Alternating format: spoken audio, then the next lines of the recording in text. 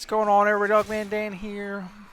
I want to talk about the KESHEG, and then I'll show you my setup, which probably won't be something that many people will enjoy, but I'm going to try to explain to you why it is the way it is as we go through this little beginning part here. So this thing, I can't put it down. I cannot put it down. I love this weapon. To me, it's probably the best of pole arms that are out there right now, if you will. There's so many positives to it. I mean, it looks pretty cool. But it's got the highest base damage of any pole arms, if we're talking number-wise, right? You've got the highest impact damage out of it, and you've got a high slash damage out of it, okay? This weapon will actually primarily deal slash damage, which is actually really good. I'll kind of explain that in a little bit. Long-range attacks, very wide radius.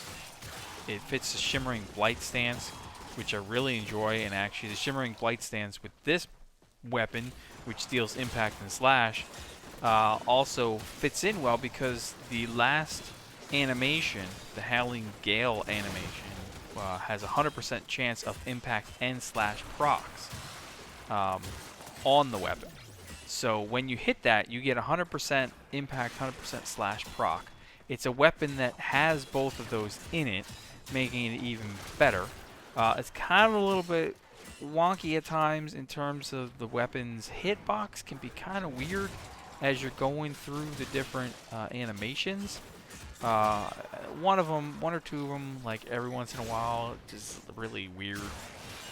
It's kind of hard to hit something. It feels like you're missing that box. But nonetheless, that may get worked out. In terms of like where it's at with things, you know, like I said, we're using a weapon that's going to deal primarily slash damage, but has a nice impact as well. So impact, you know, impact gives you the knockback, where you're causing the enemies to be staggered, okay, which is kind of nice.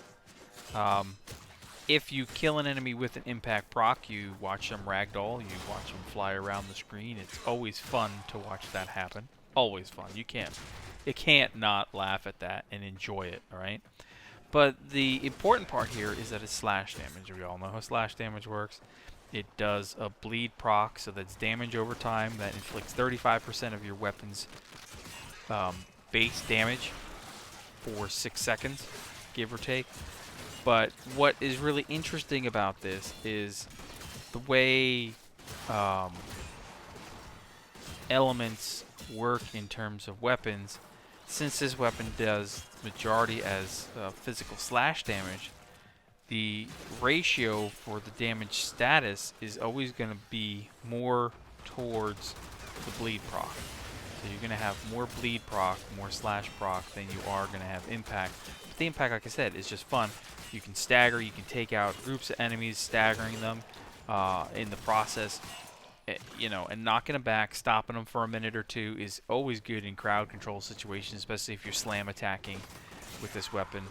Overall, I think it is a beautiful weapon. To me, it's like I said, it's one I can't put down in terms of pole arms, and I really, you know, I like them.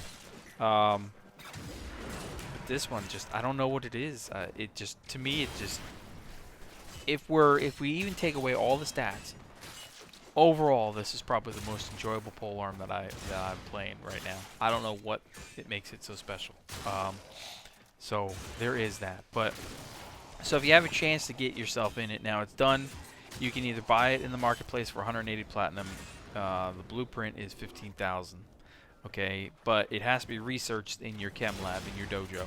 Okay, so those prices are going to obviously vary in terms of research requirements based off of the size of your clan, but I would highly recommend getting yourself in on this weapon. It is a mastery level 7 weapon, so you need to be at least mastery level 7.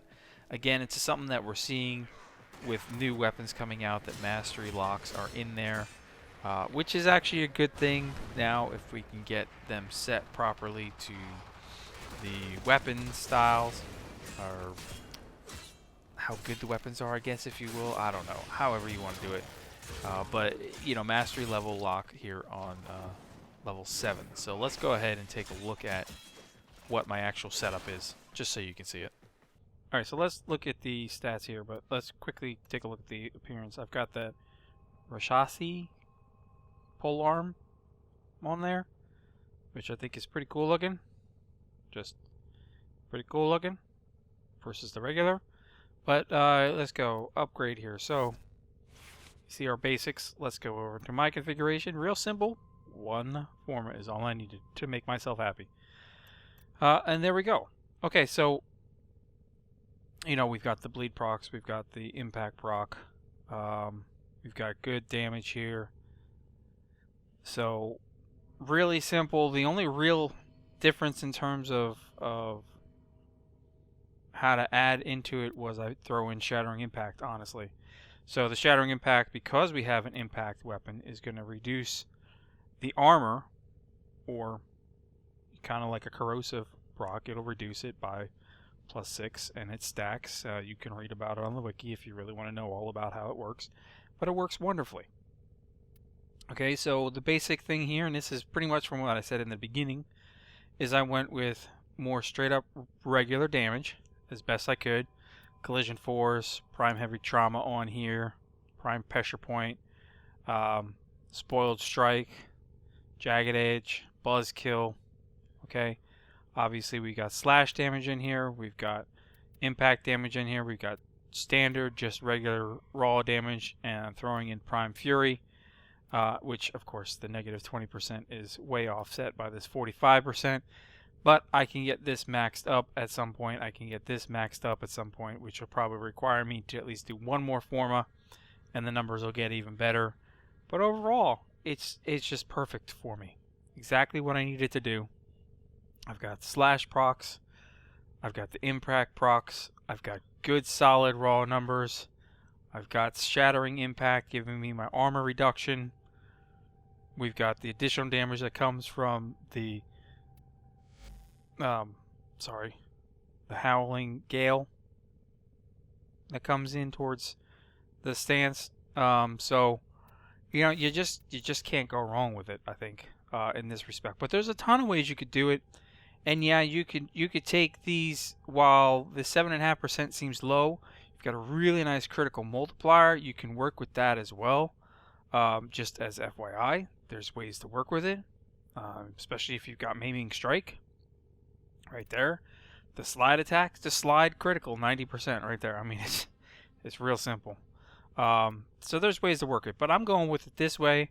Of course, you can change things around however you want. If you're going to put it with a frame that, say, doesn't have a way to self-heal itself, you might want to throw in a life strike and reduce something else here, but entirely your choice how you want to do it. Alright, hopefully you enjoyed. I'll catch you guys next time.